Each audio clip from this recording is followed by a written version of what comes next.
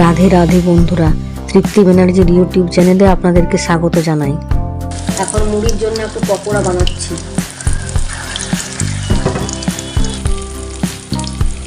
পকোড়া হয়ে গেছে। এটা হচ্ছে আমাদের আজকে ব্রেকফাস্ট, এটা মায়ের ব্রেকফাস্ট। এই পকোড়া, রসুন, মুড়ি আর এই শসাটা চিবিয়ে খেতে পারবে না, সেই জন্য করে দিয়েছি। আজকে লাঞ্চে থাকছে ডাঁটা, আলু, বেগুন, টমেটো দিয়ে ঝোল। কড়াইয়ের মধ্যে তেলটা দিয়ে দিয়েছি, এবার ফোড়নটা দিয়ে দিচ্ছি। এরপর বেগুন, আলু আর টমেটোটা দিয়ে দিচ্ছি। হলুদ গুঁড়ো, নুন, আদা, জিরে গুঁড়োটা দিয়ে দিলাম, কাঁচাগুলো সব দিয়ে দিচ্ছি। এরপর একটু জল দিয়ে দিচ্ছি, তারপর ঢাকা দিয়ে দিচ্ছি সেদ্ধ হওয়ার জন্য। এরপর ঢাকাটা দিয়ে দিচ্ছি। সজনে ডাঁটা, বেগুন, আলু ঝোল হয়ে গেল।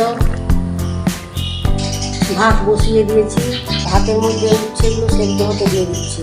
রাঁধতে থাকছে সজনে ডাঁটা, বেগুন, আলু ঝোল, পাট শাক, মাছের ঝাল, উচ্ছে ভর্তা আর পটল আলু তরকারি। এখন হচ্ছে পটল আলু তরকারি।